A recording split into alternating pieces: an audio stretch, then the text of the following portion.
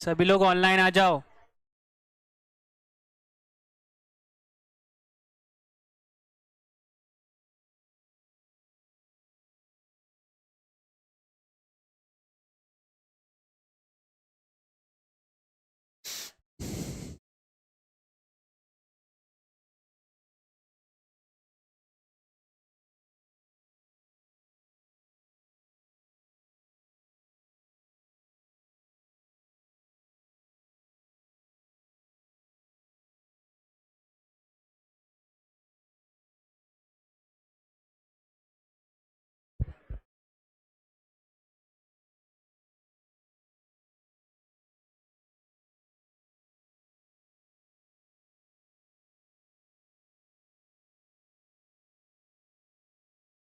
So very good afternoon all. Welcome to BSc institute. आज हमारी MCQ series का session number 25 है। ठीक है, तो सेशन नंबर 25 में हम लोग इस किसके चीज़ के बारे में पढ़ने जा रहे हैं आज। दिल्ली सल्तनत को हम लोगों ने पढ़ा है। ठीक है, दिल्ली सल्तनत से रिलेटेड जो भी हमारे आर्ट एंड कल्चर्स हैं, ठीक है, आर्ट एंड आर्किटेक्चर है और जो लिटरेचर है उसके बारे में हम लोग पढ़ने जा रहे हैं। ठीक है, जो कला है और जो वास्तुकला और साहित्य है उससे रिलेटेड जो दिल्ली सल्तनत में चीज़ें हुई थी ना, उस तरीके के एमसीक्यूज हम आज के सेशन में सॉल्व करेंगे। ठीक है, कुछ हम लोगों ने सॉल्व कर दिए, पर स्पेसिफिक हम लोग आर्ट और आर्किटेक्चर की बात करोगे या साहित्य से रिलेटेड वो आपका लिटरेचर की बात करोगे तो आज हम लोग उसको कवर करने जा रहे हैं। ठीक है, तो ध्यान से जो इंपॉर्टेंट क्वेश्चंस हैं उनको ध्यान से समझना। मुझे नहीं लगता कि ये वाले क्वेश्चंस आपको कहीं भी किसी बुक में देखने को मिलेंगे। ठीक है, बहुत कम चांसेस है, ज्यादातर होंगे भी तो बहुत सारी कंफ्यूजन है बहुत सारी बुकों में। तो आज के सेशन को जरूर बहुत अच्छे से समझना। ठीक है, स्टार्ट करें पहले क्वेश्चन से। अब बताओ, निम्न में से किसके शासन के काल में चित्तौड़ का विजय स्तंभ निर्मित हुआ था? During whose rule was the Vijay Stambh at Chittor build? ठीक है, चित्तौड़ का विजय स्तंभ की बात हो रही है।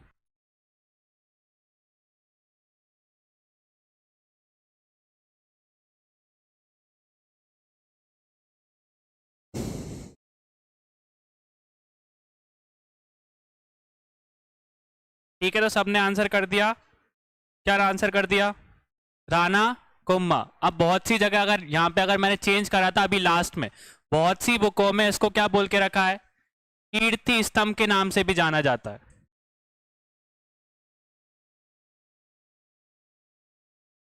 पढ़ा है आप लोगों ने? कीर्ति स्तंभ में और विजय स्तंभ में दोनों में अंतर है या दोनों एक ही है? आंसर तो कर दिया आप लोगों ने। विजय स्तंभ की स्थापना किसने करी थी? राणा कुंभा ने की थी। बेसिकली इसका अगर आप सोर्स देखोगे तो बहुत सी बुकों में विजय स्तंभ और कीर्ति स्तंभ को एक ही बताया गया है। पढ़ा है आप लोगों ने? कीर्ति स्तंभ पढ़ा है या विजय स्तंभ पढ़ा है? विजय स्तंभ के बारे में पढ़ा है ना। बहुत सी अगर राजस्थान की बुक देखोगे तो राजस्थान की बुक में कीर्ति स्तंभ और स्लैश विजय स्तंभ के बारे में हमको देखने को मिलता है। और दोनों को निर्मित किसने किया था? राणा कुंभा ने किया था। ठीक है, अगर ये वाली चीज अगर मैं देखूं तो ये क्या है? कीर्ति स्तंभ है या विजय स्तंभ है? ये कीर्ति स्तंभ है। ठीक है, और दोनों अलग अलग है। कीर्ति स्तंभ चित्तौड़ में स्थित है और विजय जो स्तंभ है वो भी चित्तौड़ में स्थित है। कंफ्यूज मत होना। ठीक है, हमारी बुक के हिसाब से राजस्थान थोड़ा अलग करता है, पर बेसिकली अगर आप पूरे देश के हिसाब से अगर देखोगे तो कीर्ति स्तंभ अलग है और विजय स्तंभ अलग है। ठीक है, अगर विजय स्तंभ की बात करी तो विजय स्तंभ किसने बनाया है? राणा कुंभा ने बनाया है। और अगर कीर्ति स्तंभ से अगर रिलेटेड आपका क्वेश्चन आता है तो वो उसको किसने बनाया है? राजा रवल कुमार सिंह।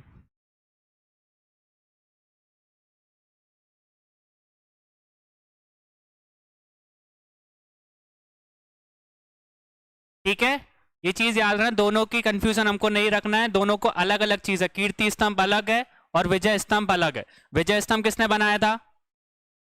राणा कुंभा ने। और कीर्ति स्तंभ किसने बनाया था? राजा रवल कुमार सिंह ने। ठीक है, ये चीज याद रखना।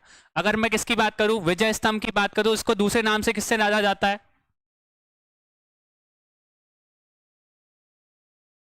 या इसको पहले लिख लो फिर इसके बाद बता रहा हूं।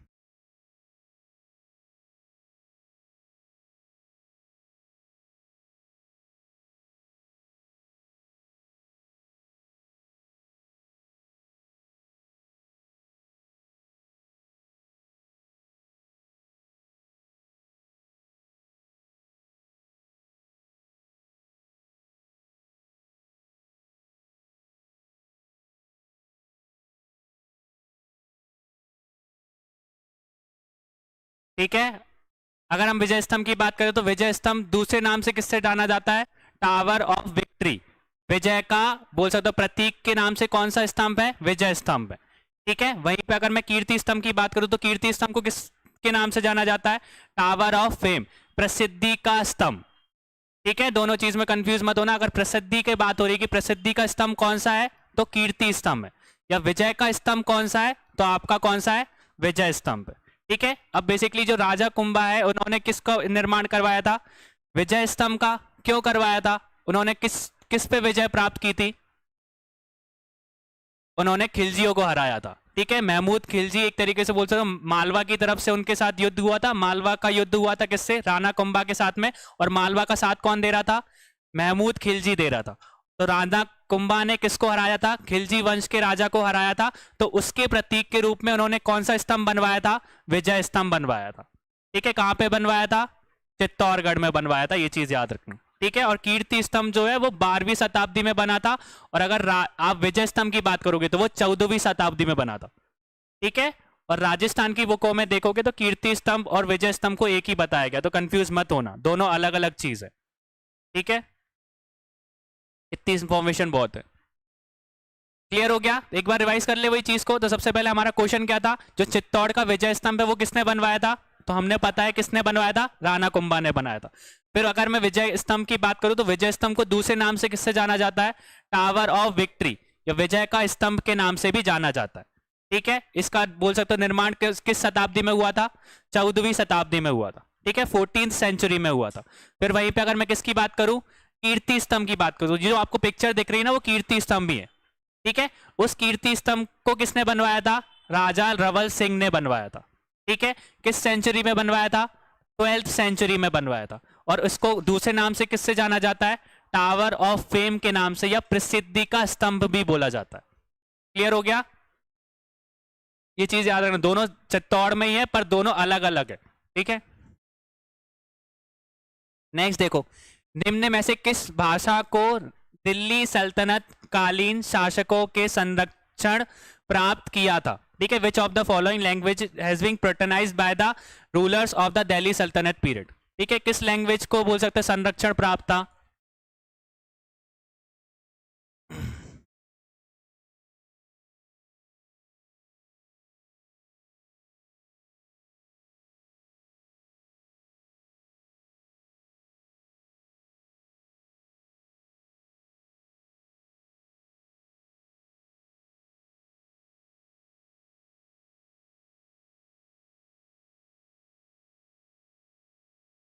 क्या प्राप्त था बताओ जल्दी से।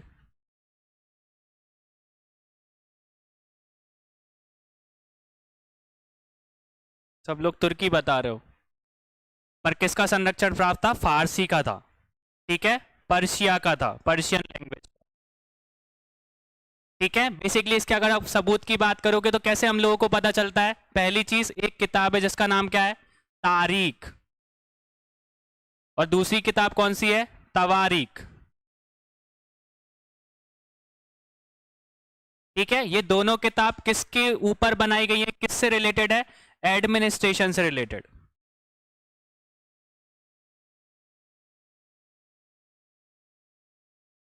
किससे रिलेटेड है?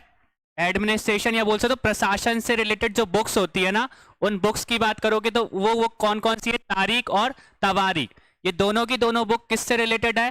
प्रशासन की बुकों से रिलेटेड है। और उन बुकों में कौन सी लैंग्वेज देके रखी है? पर्शिया की लैंग्वेज या फारसी लैंग्वेज हमको देखने को मिलती है। ठीक है, तो इसलिए हम लोग समझ सकते हैं कि दिल्ली सल्तनत में ज्यादातर जो बोल सकते कोर्ट में जो भी लैंग्वेज यूज होती थी वो कौन सी थी? फारसी थी या पर्शियन थी। क्लियर हो गया? ये चीज याद रखना, ये दो बुक के नाम भी याद रखना। ये तारीख और तवारीख, ये दो बुक के नाम है जो बुक किससे रिलेटेड है? प्रशासन से रिलेटेड है या एडमिनिस्ट्रेशन से रिलेटेड है।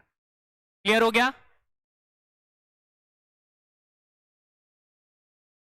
नेक्स्ट देखो, सल्तनत काल में सर्वप्रथम वास्तविक मेहताब का प्रयोग किस स्मारक में किया गया था? In which monument was the real arch use for the first time during the सल्तनत पीरियड?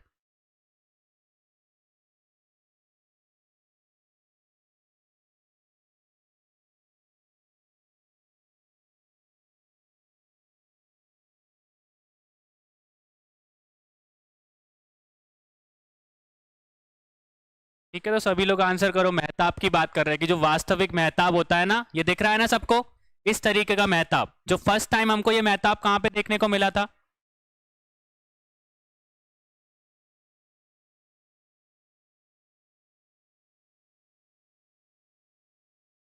ठीक है, तो ज्यादातर आंसर क्या बता रहे हैं? बलबन के मकबरे में।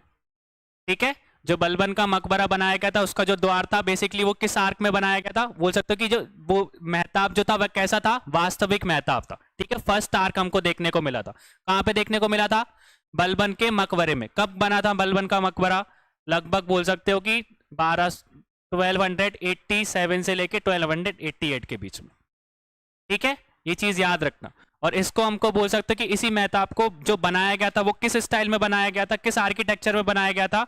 तो इंडो इस्लामिक आर्किटेक्चर में।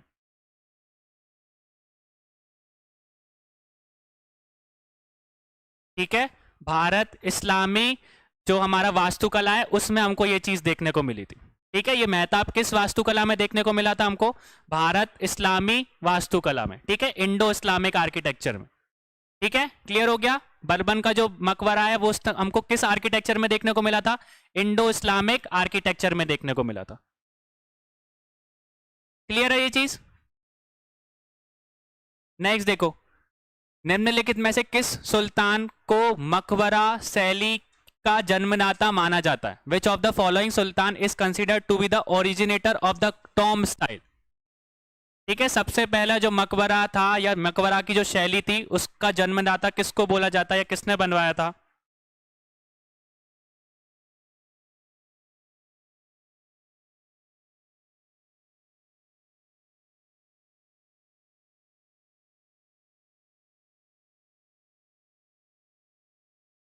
ठीक है, तो ज्यादातर आंसर हमको किस में मिल रहा है? बी में मिल रहा है। भैया सभी लोग यहाँ पे इंटरेस्ट से पढ़ो इस चीज को। बेसिकली ये क्वेश्चंस ऐसे है कि क्वेश्चंस आपको ज्यादातर कहीं देखने को नहीं मिलेंगे, यहाँ पे अगर सॉल्व कर लोगे तो एक बार क्लियर हो जाएगा। ठीक है, सबसे पहली चीज हमको सबसे पहला जो मकबरा था वो किसके द्वारा बनवाया गया था? इल्तुतमिश के द्वारा बनवाया गया था। ठीक है, इल्तुतमिश को ही क्या बोला जाता है? मकबरा शैली का जनक बोला जाता है या जन्मदाता बोला जाता है। ठीक है, उसने सबसे पहला जो मकबरा बनाया था कहां पे बनवाया था? सुल्तानगढ़ी। ठीक है, जो कि दिल्ली में स्थित है। सुल्तानगढ़ी का जो मकबरा था सबसे पहले उसका निर्माण करवाया था उसने। ठीक है, ये जो मकबरा था वो किसके लिए बनवाया था उसने? उसके जो सबसे बड़ा बेटा था नजीरुद्दीन महमूद, उसके लिए बनवाया था। ठीक है, ये चीज याद रखना। जो सबसे बड़ा बेटा क्या था? नजीरुद्दीन महमूद, उसके लिए ये सबसे पहले मकबरा बनाया गया था। और इसके बाद ही ये जो मकबरे की शैली थी वो इसके बाद में स्टार्ट हुई थी। ठीक है,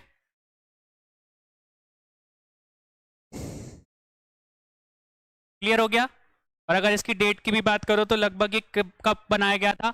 तो 1231 में बनाया गया था। ठीक है, 1231 में बनाया गया था ये। नेक्स्ट देखो, निम्नलिखित में से किसने ऊखा मस्जिद का निर्माण किया था? Who among the following built Ukha Masjid? किसने बनवाई थी ऊखा मस्जिद?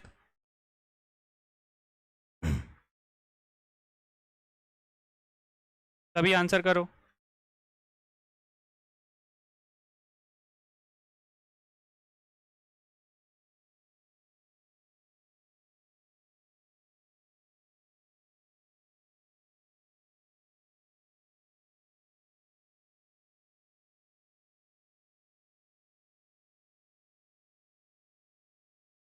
ज्यादातर लोग बी बता रहे हैं। किसने बनवाया था? मुबारक शाह खिलजी ने बनवाई थी। ठीक है, अगर बेसिकली बहुत सी बुकों में बात करोगे तो बुक में मोहम्मद शाह खिलजी के बारे में अगर नेट पे देखोगे तो मोहम्मद शाह खिलजी के बारे में देख के रखा है, पर एक्चुअल बुक्स में देखोगे तो उसको किसने बनाया था? मलिक काफूर ने बनाया था। ठीक है, किसने बनवाया था? मलिक काफूर ने बनाया था। किसके टाइम पे बनवाया था? ये जरूर बोल सकते कि मोहम्मद वो सॉरी मुबारक शाह खिलजी के टाइम पे बनवाया था। ठीक है, पर बहुत सी बुक किसका नाम देती क्योंकि उसका शासनकाल किसका चल रहा था? मुबारक शाह खिलजी का। पर बनवाया किसने था एक्चुअल में? मलिक काफूर ने। ये चीज याद रखना। ठीक है, शासन अगर आपसे पूछा जाए तो शासन में आप मुबारक शाह खिलजी बताओगे और बनवाया किसने था? मलिक काफूर ने बनवाया था। कहाँ की बात कर रहे हैं हम लोग? ऊखा मस्जिद की बात कर रहे हैं। ठीक है, ये ऊखा मस्जिद कहाँ पर है? भरतपुर में। कहाँ पर है? भरतपुर कहाँ पर है? राजस्थान में। ठीक है, बोल सकते हो कि एक एक तरीके का ये हिंदू मंदिर था, मलिक काफूर ने उस हिंदू मंदिर को तोड़ा, उस मंदिर के ऊपर क्या बनाई? ये मस्जिद बनाई थी। ठीक है, कहां पर बनवाई थी? भरतपुर में। और भरतपुर कहां पर है? राजस्थान में। क्लियर हुआ? नेक्स्ट, सुल्तनत कालीन संत निजामुद्दीन औलिया का मकबरा किसने बनवाया था? Who build the tomb of saint Nizamuddin Auliya during the सल्तनत पीरियड? ठीक है, निजामुद्दीन औलिया जो थे वो किस, बोल सकते हो कि कुल को या किस ऑर्डर को बिलोंग करते थे, वो चीज भी बतानी है आपको।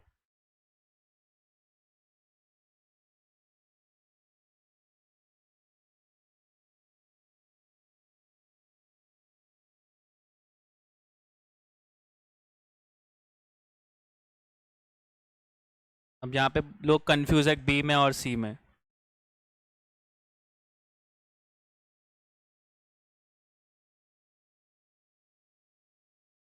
तो संत या बोल सकते हो सेंट निजामुद्दीन औलिया की जो मकबरा है या बोल सकते हो कि हमारा टॉम है, वो किसने बनवाया था? मोहम्मद बिन तुगलक ने बनवाया था। ठीक है, किसने बनवाया था?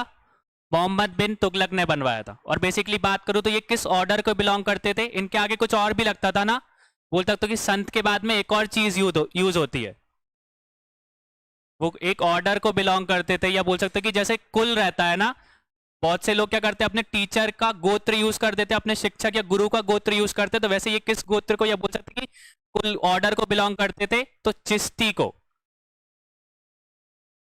ठीक है, इसलिए बहुत सी बार सेंट चिश्ती निजामुद्दीन औलिया के नाम से इनको बोला जाता है। तो वो किस ऑर्डर को बिलोंग करते थे? चिश्ती ऑर्डर को बिलोंग करते थे। ठीक है, ये चीज याद रखना। और ये कौन थे? सूफी संत थे। ठीक है, सूफी संत थे। रॉकस्टार देखी है ना? रॉकस्टार देखी है आप लोगों ने? गाना सुना है कुन फया कुन? तो वो कुन फया कुन कहां पर शूट हुआ था? निजामुद्दीन औलिया की जो मकबरा, या बोल सकते हो कि जो मस्जिद है, वहां पे शूट हुआ था वो। ठीक है, तो वो किस तरीके का गाना है? एक सूफी गाना है। ठीक है, तो निजामुद्दीन औलिया है, वो भी कैसे संत थे? सूफी संत थे। ठीक है, तो सूफी में बोल सकते हो कि उनकी बहुत प्रमुख भूमिका रही है। ठीक है, सूफी म्यूजिक को फैलाने में। ठीक है, उससे याद रखना ये चीज। ठीक है, कुन फया कुन सुना है ना, तो वो सूफी म्यूजिक ही है। नहीं सुना फिर कुछ नहीं कर सकता, आज जाके सुन लेना, और गारंटी कह रहा हूँ अच्छा ही लगेगा आपको। ठीक है, तो यही चीज भी याद रखना कि ये किस तरीके के संत थे? सूफी संत थे। ठीक है, सूफी जो म्यूजिक था उसको फैलाने में इनकी बहुत बड़ी प्रमुख भूमिका रही है। ठीक है, और जिनने नहीं सुना भैया घर जाके सुन लेना कुन फया कुन। क्लियर हो गया? नेक्स्ट देखो, दिल्ली में स्थित कुतुब मीनार का नाम किसके नाम पर पड़ा था? After whose name was the Qutub Minar situated in Delhi named?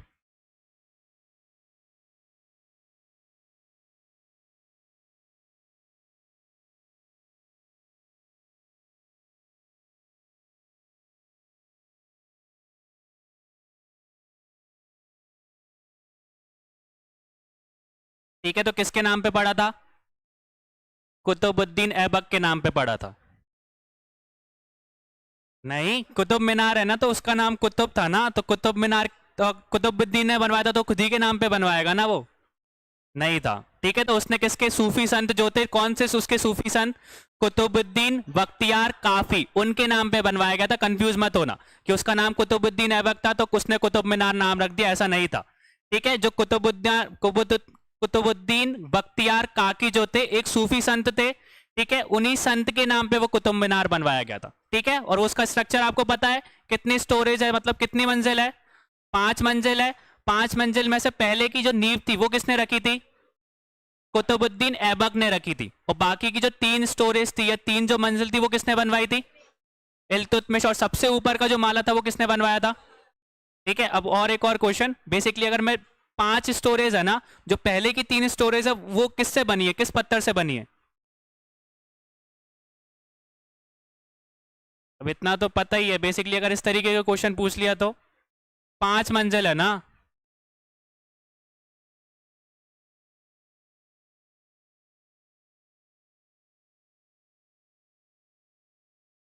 ठीक है, इसी तरीके का आपका स्ट्रक्चर है। 5 मंजिल बोला जाता है ना, तो 5 मंजिल में से जो पहली 3 मंजिल है ना, वो किस पत्थर से बनी है? रेड सैंडस्टोन से बनी है।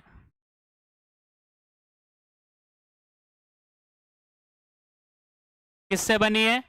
रेड सैंडस्टोन से बनी हुई है। और ऊपर की जो 2 मंजिल है वो किससे बनी हुई है? मार्बल से और साथ में सैंडस्टोन से। ठीक है, रेड सैंडस्टोन नहीं है, वैसा वाला स्टोन है वो। क्लियर हो गया? तो उस तरीके की नॉलेज भी भैया थोड़ी सी याद रखना, क्योंकि इस बार अब क्वेश्चंस डायरेक्ट नहीं आएंगे। आपको भी पता है कि कंपटीशन बढ़ने वाला, तो कैसे भी क्वेश्चन पूछा जा सकता है। ठीक है, क्लियर हो गया ये चीज?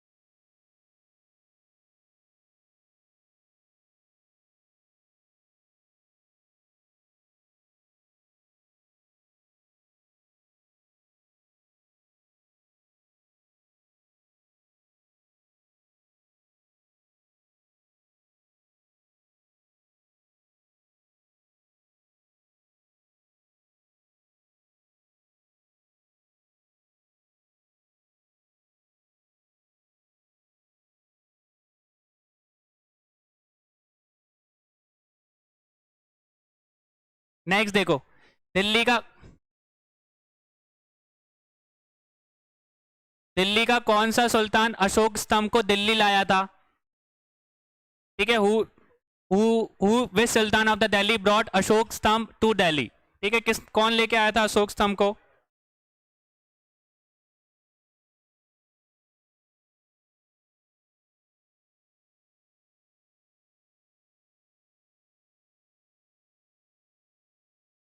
ठीक है, तो कौन लेके आया था? फिरोज शाह तुगलक लेके आया था। ठीक है, और फिरोज शाह तुगलक ने अशोक स्तंभ को क्या बोला था? गोल्ड पिलर बोला था। ठीक है, सोने का स्तंभ बोला था उसने। ये चीज भी याद रखना। ठीक है, कौन लेके आया था अशोक स्तंभ को दिल्ली में?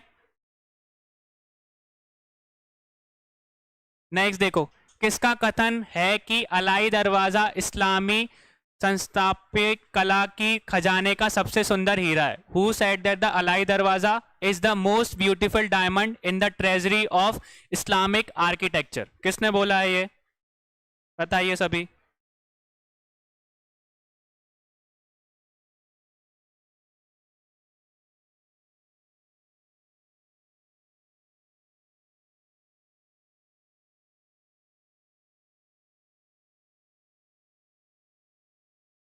सब लोगों को एक नाम समझ में आ रहा है, अमीर खुसरो, तो सब उसी को लगा रहे हो। ठीक है, तो बेसिकली देखो, बहुत सी बुकों में किसका नाम दे के रखा है? मार्शल का नाम दे के रखा है। ठीक है, पर अगर बेसिकली देखो तो अभी थोड़ी इंडियन एक्सप्रेस में एक आर्टिकल आया था। ठीक है, उस आर्टिकल में एक बुक के बारे में बताया गया था।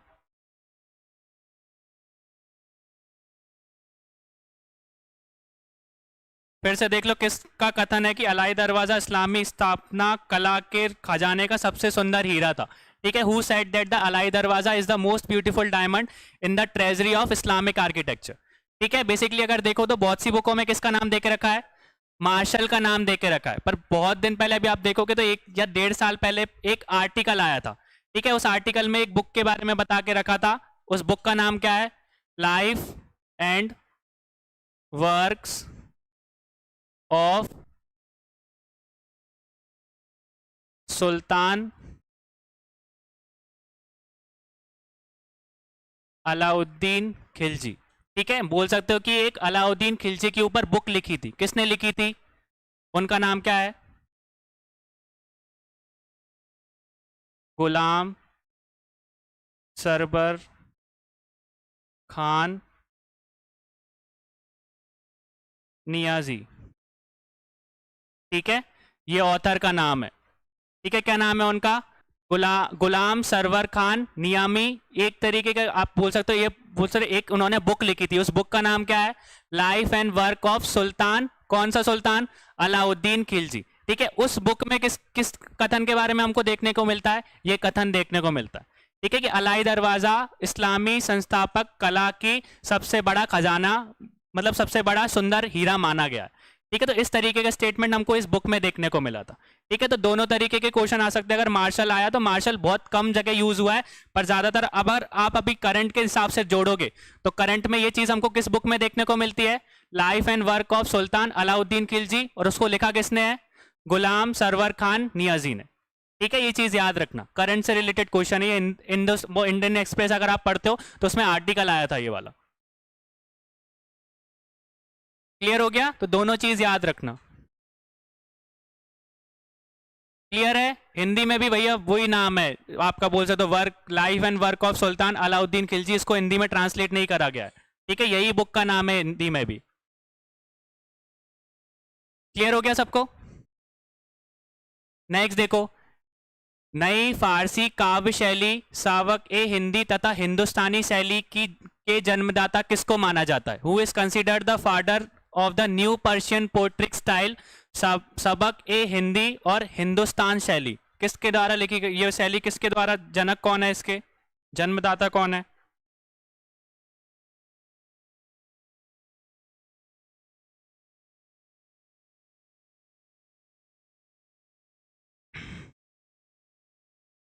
ठीक है, समझ में आ गया कि एक शैली की बात कर रहे हैं कि एक नई फारसी शैली उस टाइम पे बनी थी जिसका नाम क्या है? एक को क्या बोला जाता है?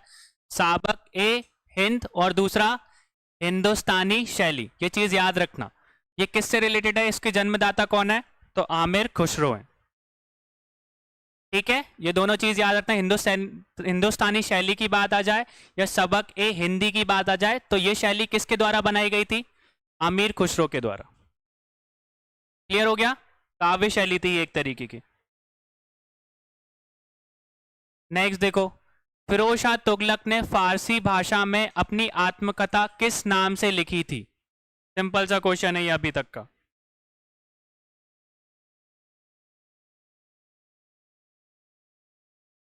By which name did the Firoz Shah Tughlaq write his autobiography by in Persian language?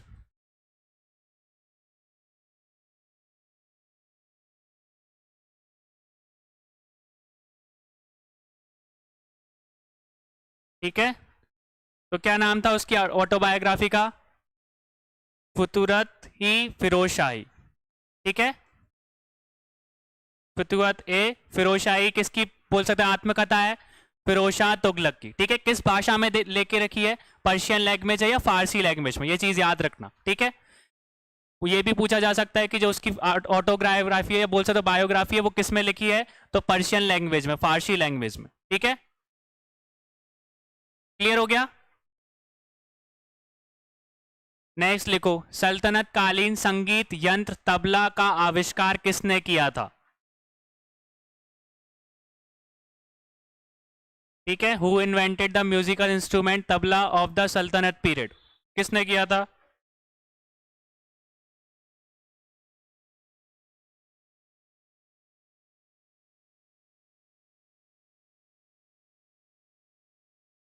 अब यहाँ पे लोग कंफ्यूज है, कोई तानसेन बोल रहा है, कोई अमीर खुसरो बोल रहा है।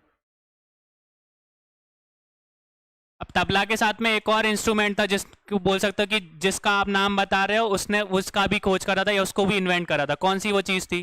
तबला तो आपने बता दिया। ठीक है, तो किसने बनाया था सबसे पहले तबला? किसके द्वारा बनाया गया था? किसका आविष्कार किसने किया था? आमिर खुसरो ने किया था।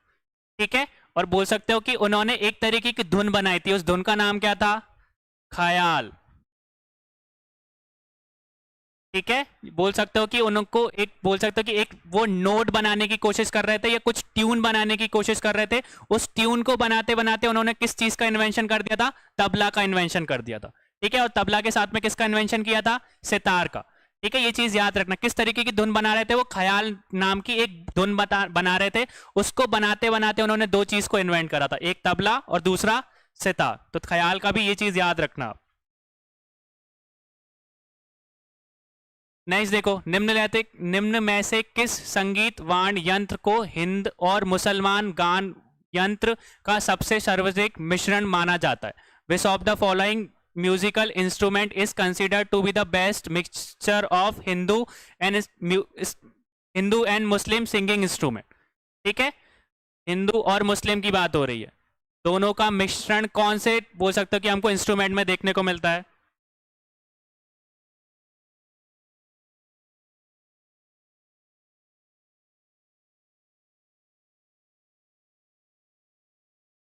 अब मैंने ये चीज भी बोली कि ये किसका मिश्रण है? हिंदू और मुस्लिम एक इंस्ट्रूमेंट का मिश्रण है। तो उन दोनों का नाम भी बताओ फिर। मतलब हिंदुस्तान से तो बता सकते हो, किससे मतलब जो सितार है वो किससे प्रेरणा लेके बनाया गया है? किसका मिश्रण है? ठीक है, तो इंडिया की तो पता है, अब उनका इस्लामिक धर्म का भी बता दो।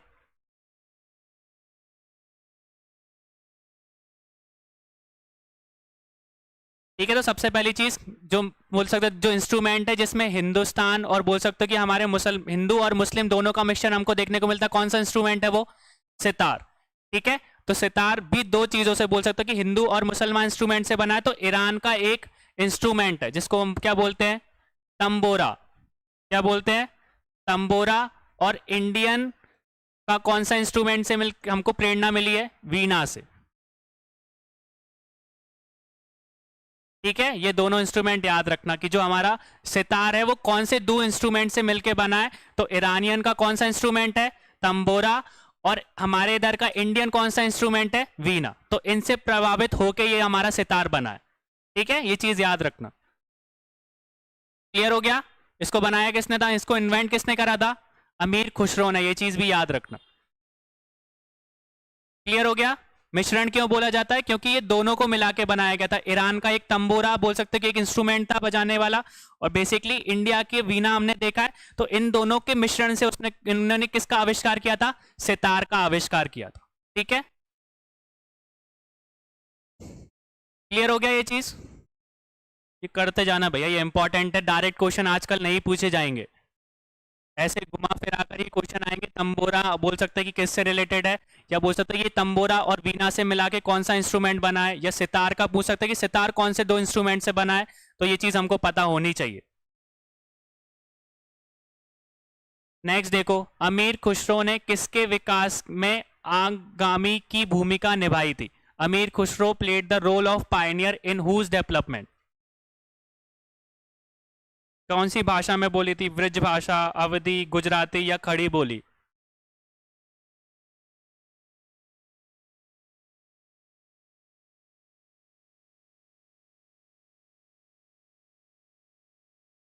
अब यहाँ पे ब्रज भाषा की बात हो रही है। ठीक है, तो उन्होंने किस में आगामी दी थी? खड़ी बोली में। ठीक है, बेसिकली जो खड़ी बोली बोली जाती है ना, हमारे इधर भी अगर देखोगे तो खड़ी बोली है ना, उत्तराखंड वो बोल सकते बुंदेलखंड साइड में। तो उसको बोल सकते पाइनियर कौन थे? अमीर खुसरो ही थे। ठीक है, इस चीज को भी याद रखना कि किस भाषा को उन्होंने आगामी दी थी या पाइनियर थे। तो बोल सकते खड़ी बोली के। ठीक है, क्लियर हो गया? नेक्स्ट देखो, निम्न में लिखित में से कौन सी अमीर खुसरो की रचना है? Which of the following is the composition of अमीर खुसरो?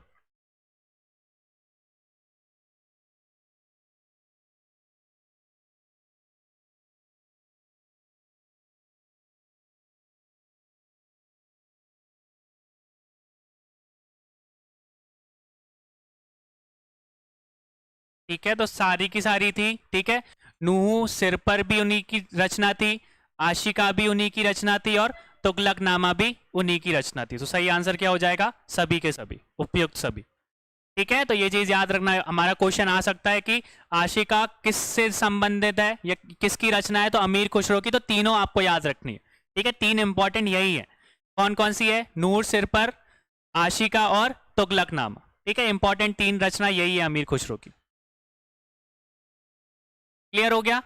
ठीक है, अगर अमीर खुसरो की बात करो तो वो बोल सकते मल्टी टैलेंटेड आदमी थे। वो कवि भी थे, पोएट भी थे, इतिहासकारी भी थे, मतलब वो सूफी, मतलब म्यूजिक में भी संगीतकार भी थे। तो वो मल्टी टैलेंटेड थे, ये चीज याद रखना। हर चीज में उनकी रचना हमको देखने को मिलेंगी।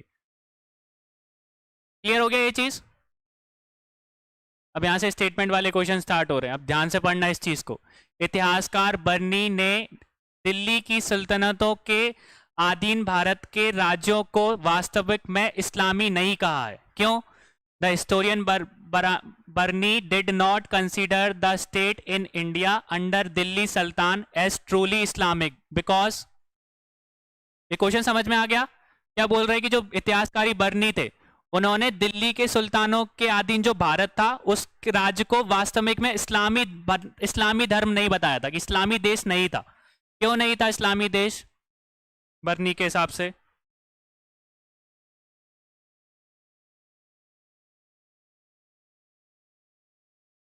ठीक है, तो कैसे पता लगाओगे कि जो देश है वो इस्लामी है या हिंदू है? सबसे पहली चीज,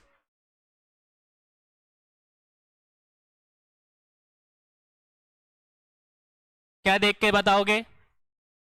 जनसंख्या देख के ही बताओगे ना कि उस जनसंख्या में कितने लोग उस धर्म को फॉलो कर रहे हैं। अगर आप पाकिस्तान की बात करोगे तो पाकिस्तान में जाओगे तो पाकिस्तान में कौन से धर्म के लोग आपको ज्यादा मिलेंगे? इस्लाम धर्म को फॉलो करने वाले लोग ज्यादा मिलेंगे। वहीं पे अगर हिंदुस्तान में आओगे तो कौन से धर्म के लोग आपको ज्यादा मिलेंगे? हिंदू धर्म के कैटेगरी में बांटोगे। वैसे तो सब है, सेकुलर स्टेट है हमारी इधर, पर हमको मतलब हिंदू ज्यादा देखने को मिलेंगे ना हमारे इंडिया में। तो हमारी स्टेट कैसी हो जाएगी? हिंदू स्टेट के नाम से बोला जाएगा। तो उस टाइम पे भी अगर दिल्ली सल्तनत की बात करो तो दिल्ली सल्तनत में उस राज्य को या उस देश को हम इस्लामिक कब बोलेंगे? जब वहां की जनसंख्या या वहां की पॉपुलेशन किस धर्म को फॉलो करती हो? इस्लाम धर्म को फॉलो करती हो। तो उस टाइम पे अगर दिल्ली सल्तनत के टाइम पे लोग इस्लाम धर्म को फॉलो करते थे क्या? नहीं करते थे। ठीक है, ज्यादातर उस टाइम पे भी हिंदू ही थे। तो हमारा कौन सा स्टेटमेंट सही हो जाएगा? आप सही से पढ़ो आप क्वेश्चन को। अब आप पॉइंट्स को देखो तो आप खुद ही आंसर कर पाओगे। सभी के आंसर चाहिए मेरे को अब।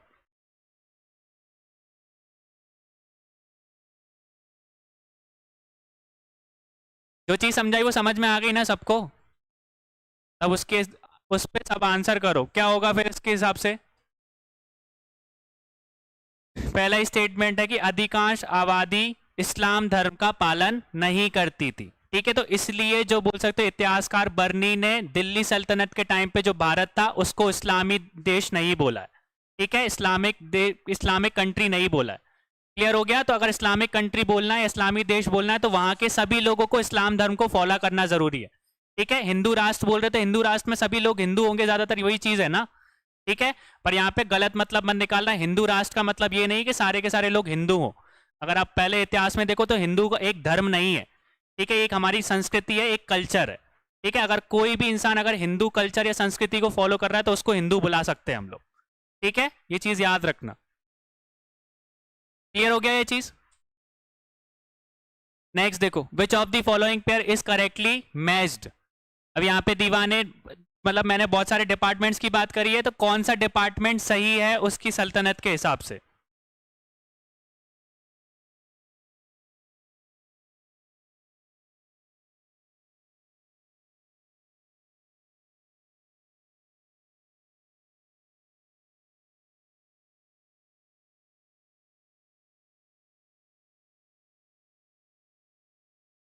कोई सी बता रहा है।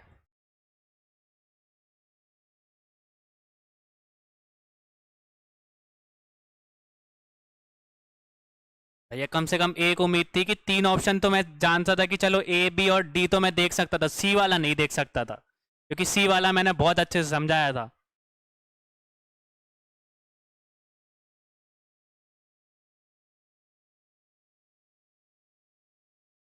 सी वाले डिलीट करने लगे हैं लोग।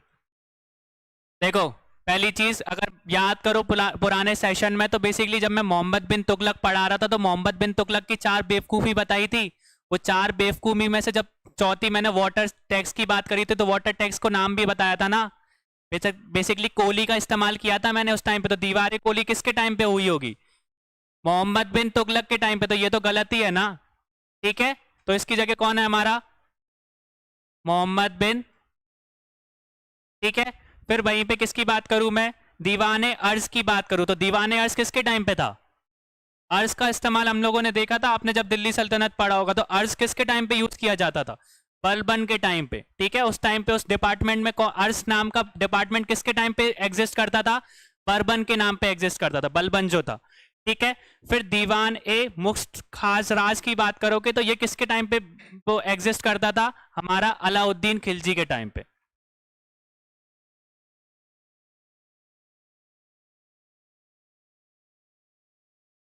ठीक है। और एक लौता हमारा कौन सा बता? दीवान ए बंदगान। ये किस टाइम पे बिलोंग करता था? फिरोज शाह तुगलक के टाइम पे। तो कौन सा स्टेटमेंट सही हो गया हमारा? फर्स्ट वाला, ठीक है। तो ये भी किसके टाइम पे एग्जिस्ट करता था? फिरोज शाह तुगलक के टाइम पे।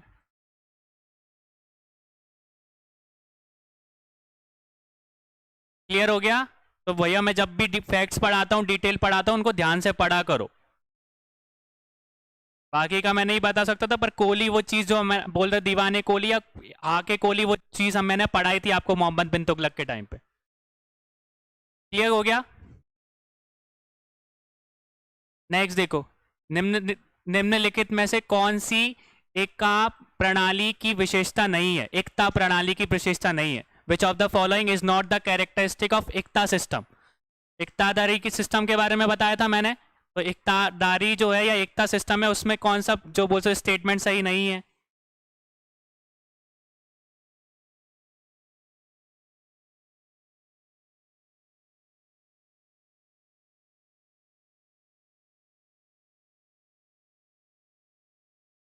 ध्यान से पढ़ो स्टेटमेंट को, मैंने कराया है इसको।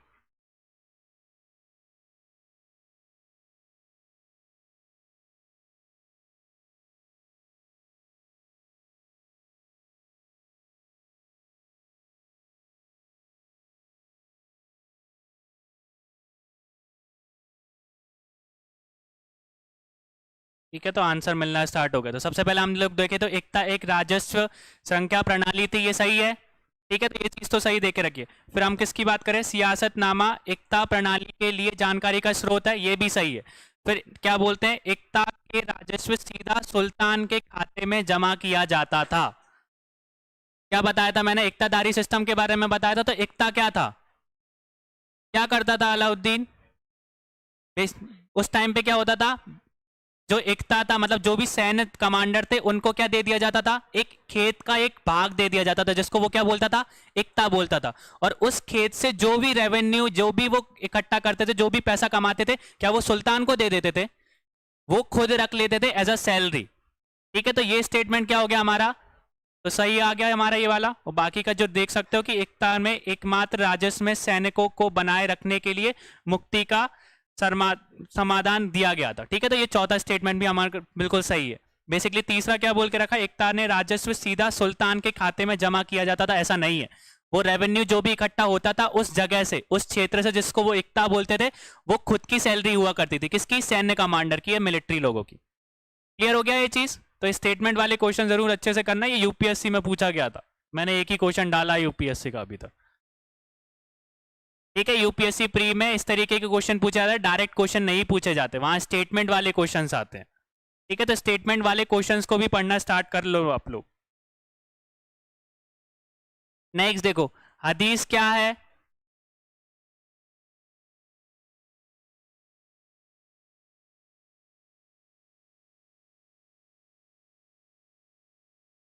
हदीस समझते हो आप लोग क्या होती है हदीस? पहले आंसर कर लो फिर बताऊंगा।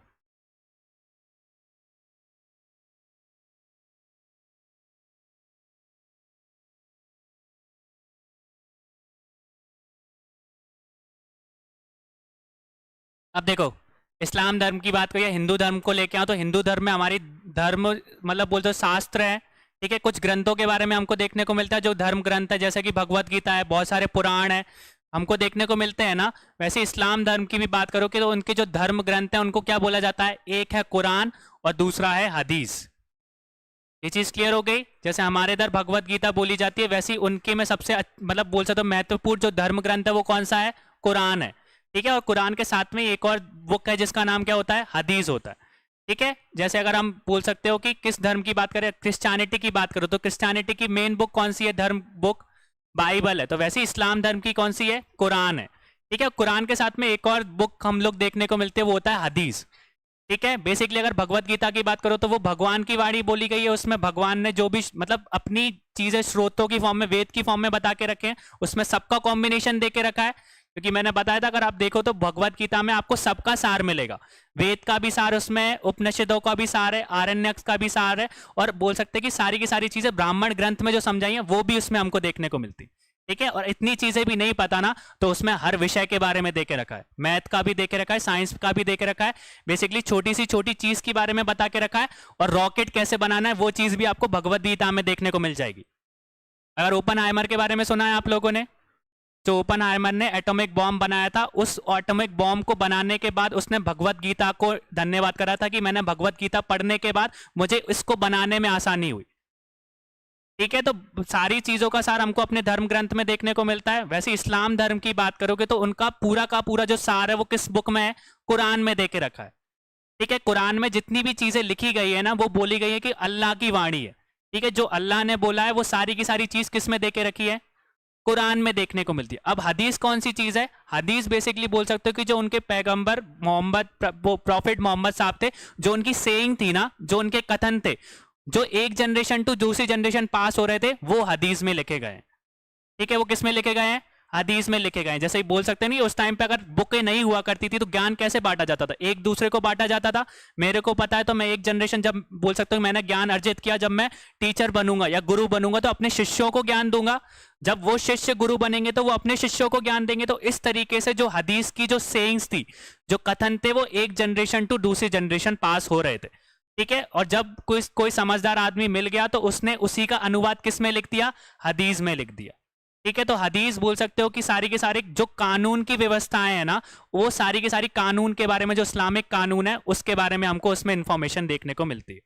ठीक है, तो कुरान में बोल सकते हो कि जो अल्लाह की वाणी है, जो अल्लाह ने बोला है वो सब कुछ लिखा गया है। और हदीस में कुछ कानून के बारे में भी बताया गया है, और कुछ जो प्रॉफिट मोहम्मद साहब की जो सेइंग्स हैं, जो उन्होंने बोला है, मतलब कि हम लोगों को इस्लाम धर्म को फॉलो करने वालों को करना चाहिए, वो चीजें किस में देके रखी है, हदीस में देके रखी। ठीक है, तो इसके हिसाब से हमारा हदीस क्या होगा, एक इस्लामी क्या है, कानून है। ठीक है, क्लियर हो गया।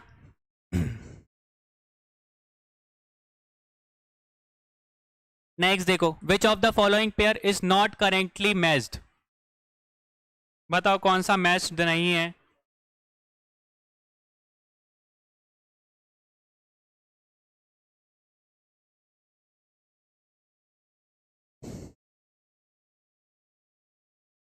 अब जो लोग ऑप्शन का आंसर कर रहे हैं तो फिर ये भी बताओ कि वो उसकी एग्जैक्ट सही लोकेशन कौन सी है। फिर आपने गलत तो बता दिया, उसकी सही लोकेशन भी बताओ।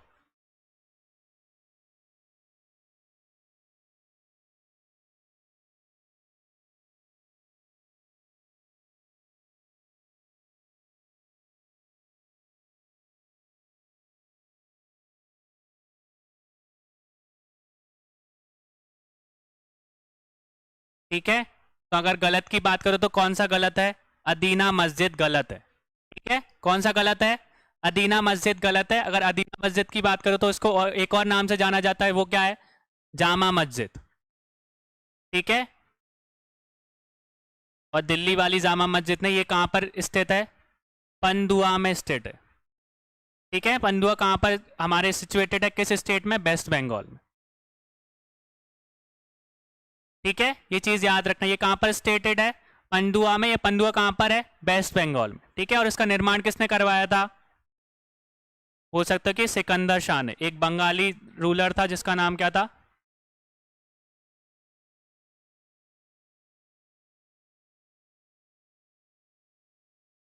क्लियर हो गया।